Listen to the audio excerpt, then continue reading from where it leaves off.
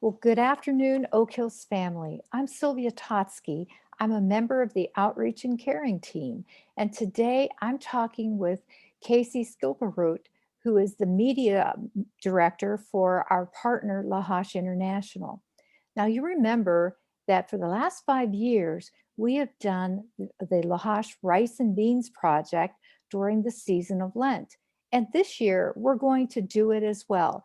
And Casey's going to tell us a little bit more about that project, just in case you forgot or you just need a refresher. So, Casey, take it away.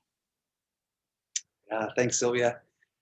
Yeah, greetings to all our friends at Oak Hills. We are really excited to be doing Rice and Beans Month again for Lent with Oak Hills. And yeah, the basics of rice and beans is to simplify your diets, um, focusing on those simple elements of rice and beans, which is really similar to what our friends in East Africa eat.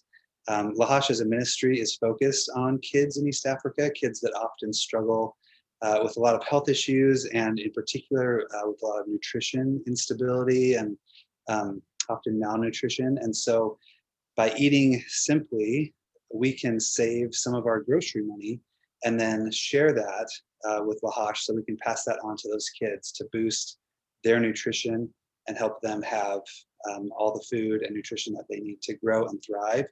And so that is the basics of the month, is just simplify your diet in solidarity with the vulnerable, and then share those savings to help give them better nutrition. So, thanks, Casey. And, in previous years, to kick off and get people excited about participating in the rice and beans projects, we've had potluck rice and beans dinners on Ash Wednesday. But, this year we're not going to do that because, well, COVID. So instead, we're going to do something a little bit different, and we think it's creative. So we hope you enjoy it. Our team has put together some rice and beans startup kits, and so when you come to church. And if you just stop by the office next week, starting Tuesday, you can pick up your brown paper bag that in it has a can of beans, a cup of rice, and a recipe for a basic rice and beans dish that you can use those two ingredients in. It also will tell you that when you participate in rice and beans, how you can donate the money. And there's also this really great booklet that Casey and his team have put together. And so, just to tantalize you a little bit, tell us what's in that booklet, Casey. Yeah. Thanks for putting those kits together. They look really great. So the booklet that Lahash is putting out this year is just a simple kind of small booklet, but in there it has the basics of kind of what Rice and Beans Month is, the impact that it's having on vulnerable kids in East Africa. So it gives you kind of an overview, big picture. And then we've included a story in there about a little girl named Miriam.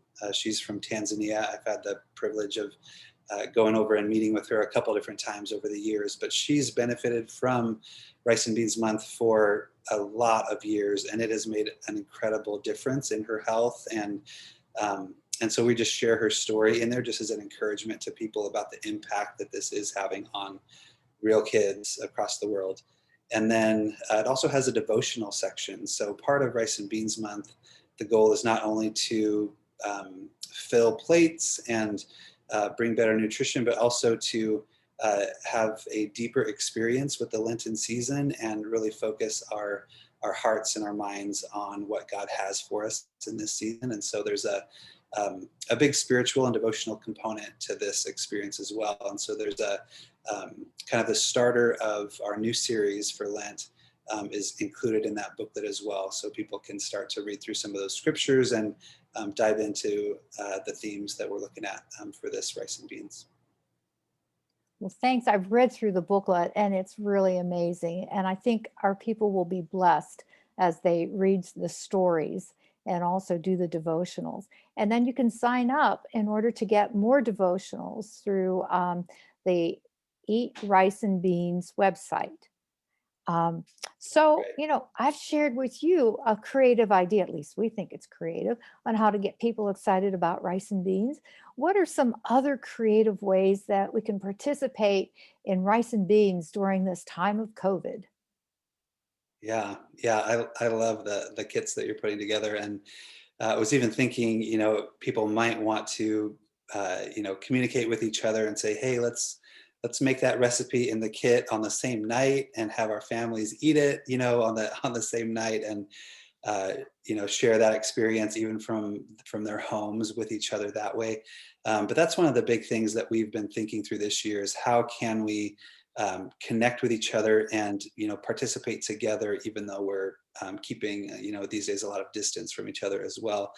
And we recently just had one of our staff members from Kenya share a photo of their family eating rice and beans, and they were expressing, "We're getting ready, looking forward to Rice and Beans Month." And it was just a simple photo. They just were holding rice and beans and their spoons in their hand, and it was so encouraging to our team, and it just made me think that this year that could be a really great way to connect with each other is to be able to share photos of our families eating rice and beans.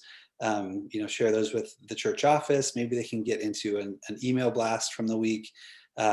Share those with Lahash. We can get them up on social media with other people from all over who are doing Rice and Beans Month.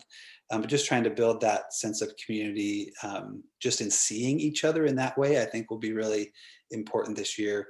Um, and yeah, that idea of kind of sharing recipes with each other. So if you have a favorite recipe for Rice and Beans Month, maybe call a friend that you know is participating and say, hey, try this recipe, and do a swap where they give you one of their favorite recipes and you make it on the same night and then compare notes of what you thought. And just ways like that where we can be kind of in community and in connection with each other from a distance, I think are going to go a long way in that community feel of kind of making a difference together and being united in that this year.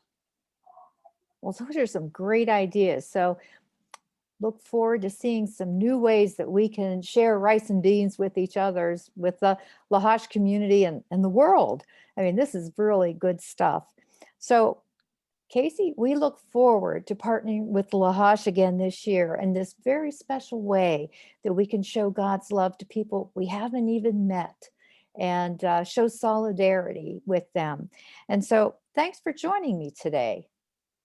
My pleasure. Yeah, we're so privileged to join in with Oak Hills again this year and are looking forward to a great rice and bean season for Lent. Thank you.